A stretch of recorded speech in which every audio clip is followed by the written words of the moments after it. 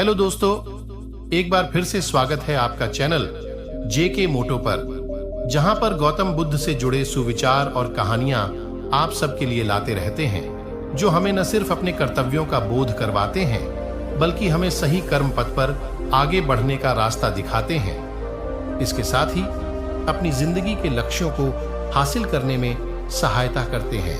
इस तरह के विचार हमारे अंदर नई ऊर्जा का संचार करते हैं, जिससे हम अपने जीवन में आगे बढ़ने के लिए प्रोत्साहित होते हैं। बड़ों का सम्मान करना, जीवों पर दया करना, गरीबों एवं जरूरतमंदों की सहायता करना, विपत्ति के समय धैर्य एवं संयम बनाए रखना समेत कई ऐसी चीजें सिखाते हैं जो कि हमारी खुशहाल जीवन के लिए बेहद उपयोगी होती हैं। आपको पता है कि हिमालय की पर्वत श्रृंखलाओं पर कई ऐसे साधु संत रहते जो कई हजार सालों से जिंदा हैं। उनकी उम्र सैकड़ों वर्ष हो सकती है।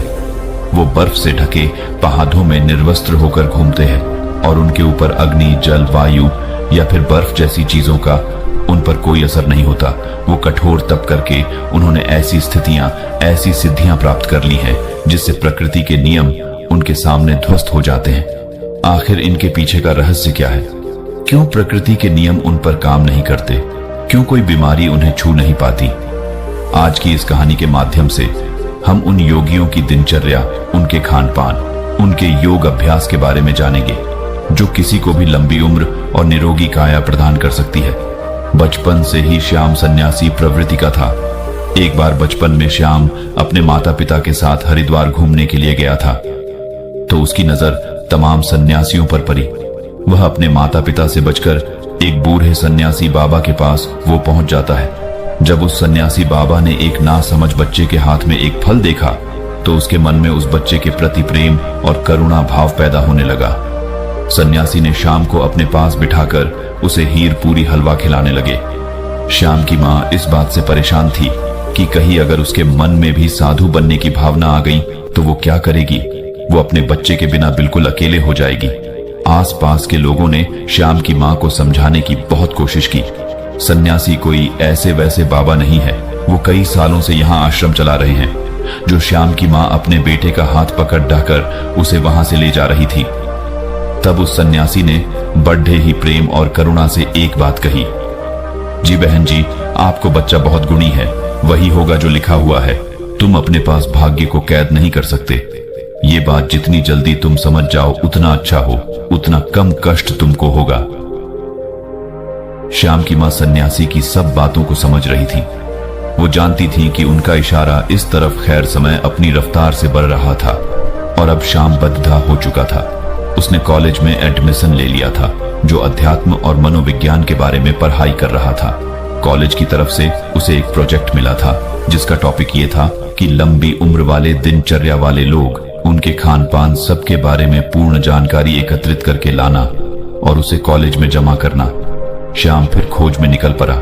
जो कई साल से स्वस्थ जीवन जी रहे थे, बूढ़े होने के बाद भी उनके शरीर में जटिलता थी। दृष्टि, कान और बाकी सभी इंद्रिय जो कि ठीक प्रकार से काम कर रही थी।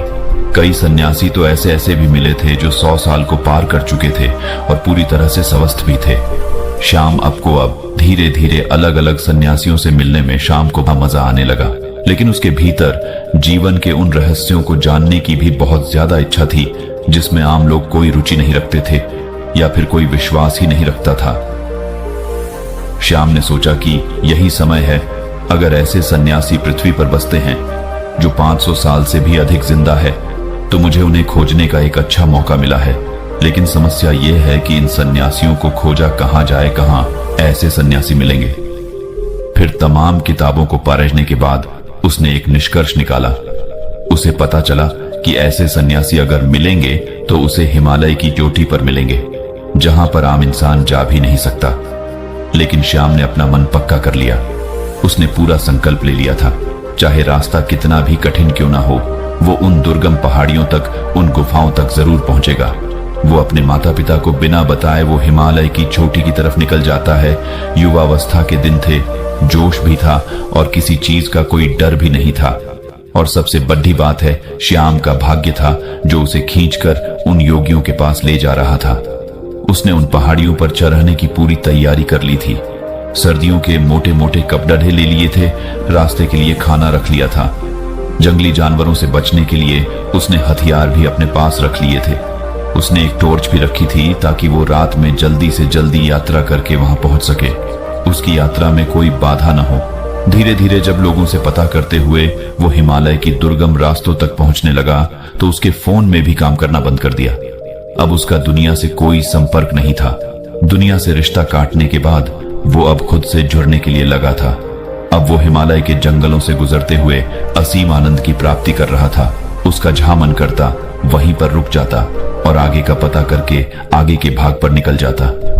उसे नहीं पता था, उसे बिल्कुल भी अंदाजा नहीं था कि वो ऐसे योगियों से कभी मिल भी पाएगा या नहीं है, लेकिन मन में इच्छा थी, पूरा विश्वास था और इसी के साथ वो अपने रास्ते में आगे बढ़ता जा रहा था। पूरी उमंग और पूरे विश्वास और पूरे जोश के साथ ऊंचे पहाड़ों पर बसे गांव को पार करते हुए वो हिमालय के कुछ जंगल में पहुंच गया था। यहाँ पर असीम सन्नाटा था। दूर दूर तक कोई आबादी या फिर कोई लोग नहीं थे। अब वह यहाँ पर अकेला था। ठंड में उसकी कपकपी छूट रही थी, लेकिन फिर भी उसने हार नहीं मानी। उसे पता था कि यहाँ पर आसपास जरूर कोई गुफा होगी जहां पर ऐसे ही योगी उसे जरूर मिलेंगे। और अगले ही दिन की उसे बर्फ की पहाड़ी की चोटी पर दूर से एक सन्यासी ताप करता हुआ नजर आया। सन्यासी ने अपने शरीर पर की कोई वस्त्र धारण नहीं किया था, बस एक नीचे छोटा सा कपड़ा लपेटे हुए थे।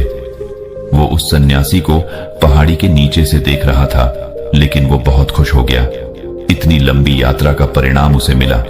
वो जल्दी जल्दी अपने कदम बढ़ाते हुए उस पहाड़ी की चोटी पर पहुंचने का प्रयास करने लगा, लेकिन बात ही एकदम भरी हुई थी, इसलिए बार बार वो फिसल रहा था। सन्यासी यूं तो आंख बंद किए हुए थे, अपने ध्यान में लीन थे, लेकिन अपने मन की आंखों से वो श्याम की सारी मेहनत देख रहे थे।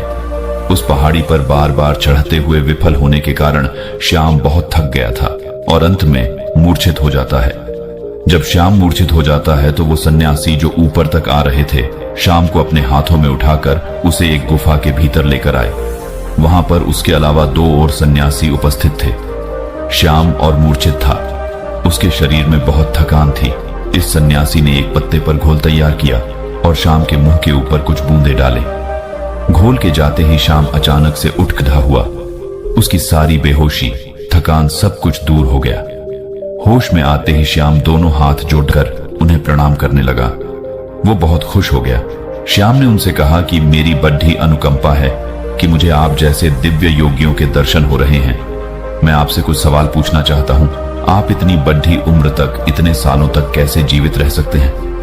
आपके शरीर में कभी कोई बीमारी क्यों नहीं होती है?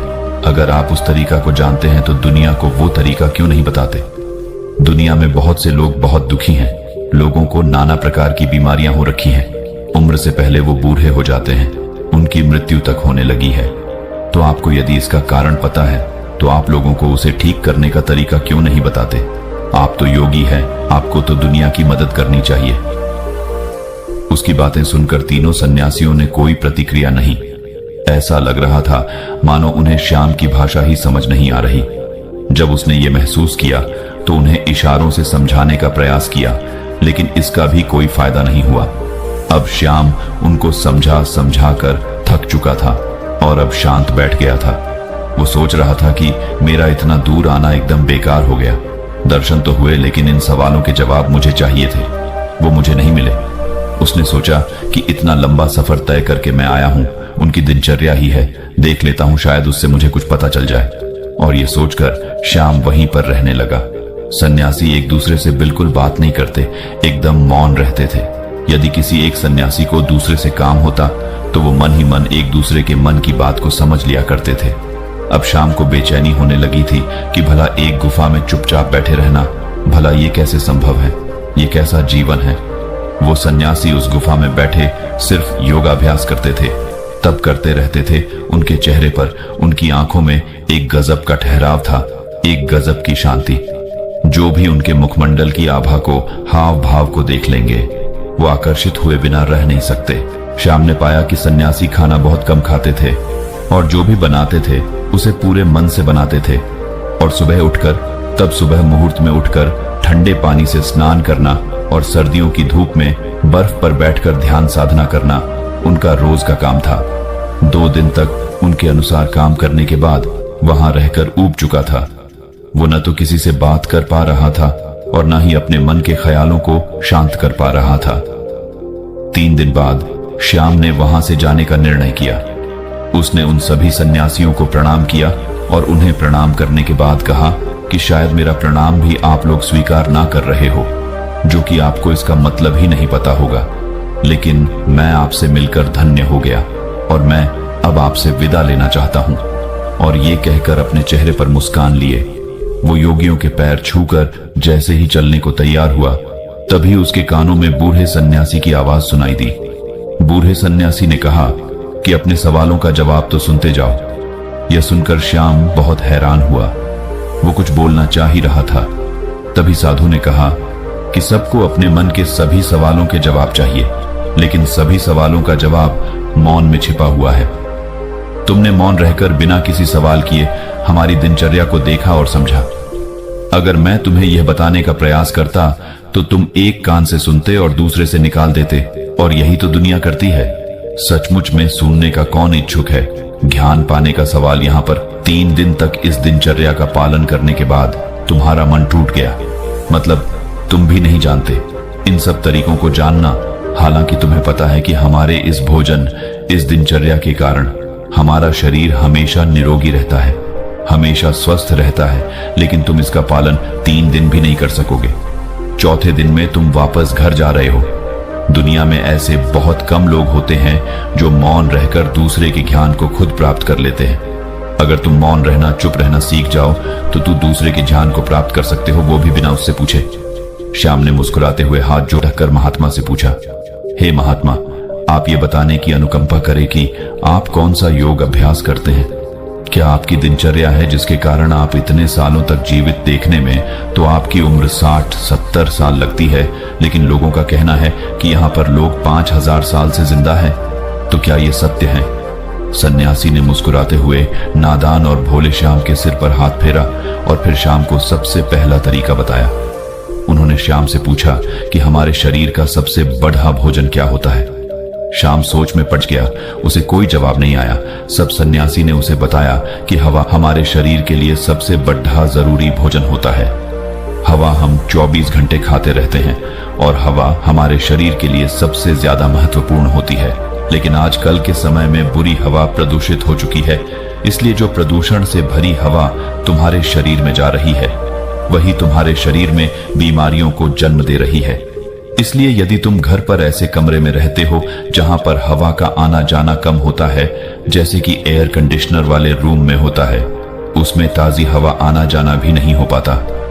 इसलिए तुम्हें अपने कमरे में ऐसे पौधे लगाने चाहिए जो 24 घंटे हवा यानी कि ऑक्सीजन देते हैं। छोटे छोटे बेल को किसी बोतल में डालकर अपने कमरे में रख सकते हो, जो तुम्हें 24 घंटे ऑक्सीजन देंगे। लोग ये भी भूल जाते हैं कि जिस सांस को वो ले रहे हैं कितना शुद्ध है वो वो कभी आकलन ही नहीं कर रहे हैं। यदि वो लोग तो कभी सोच पाए तो शायद प्रदूषण से मुक्त दुनिया हो पाए, हमारी पृथ्वी स्वर्ग हो सकती है। दूसरा जरूरी बात होता है खान पान। अधिकतर लोग ज्यादातर समय खाते रहते हैं, लेकिन हमारा शरीर भी एक यंत्र होता है और यंत्र को भी काम करने के लिए आराम चाहिए होता है। इसलिए हर समय खाते ही नहीं रहना चाहिए, कभी भी पूरा पेट भरकर नहीं खाना चाहिए। हमेशा अपने पेट में एक रोटी की जगह छोड़ देनी चाहिए ताकि तुम्हारा पेट हल्का रह सके, थोड़ा खाली रह सके और सांस लेने में भी कोई परेशानी ना हो। तीसरा तरीका होता है हमारी दिनचर्या। सही तरह की दिनचर्या में तुम्हारा योग अभ्यास, शारीरिक व्यायाम, प्राणायाम। अगर तुम दिनचर्या के रूप में यह कर रहे हो तो तुम्हारे शरीर कभी कोई बीमारी आ ही नहीं सकती। लेकिन हम सिर्फ बहाने ढूंढते हैं, हम कुछ करना नहीं चाहते। सब कुछ हमें बैठे बैठे चाहिए और शरीर को जितना आराम दोगे वो उतना ही खराब होगा, बेकार होता जाएगा। इसलिए शरीर से हमेशा काम लेते रहो, उसमें एक आलस पैदा मत होने।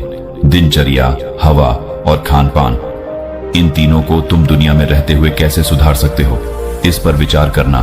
तभी तुम्हारा जीवन बदलेगा, तभी तुम्हें दूसरे लोगों को भी जागरूक कर पाओगे। लेकिन तुम्हारी बात सुनेगा कौन कौन? बाजार के स्वादिष्ट व्यंजनों को छोड़कर प्रकृति से मिलने वाले फल, सब्जियां या पत्ते खाने का कौन इच्छुक होगा? लोग तो वही खाना चाहते हैं जो उनको स्वाद देता है। देखने में भी वही देखना चाहते हैं जो उनकी आंखों को अच्छा लगता है, और इसलिए उनकी इंद्रियां वासनाओं की गुलाम हो जाती है और धीरे धीरे वही हमारे दुख का कारण बनती चली जाती है। इसलिए तुम भणक से बचने का प्रयास मत करो, बल्कि उस काम को पूरी मजे से करने का अभ्यास करो। तब तुम्हारी इंद्रियां आजाद हो जाएंगी।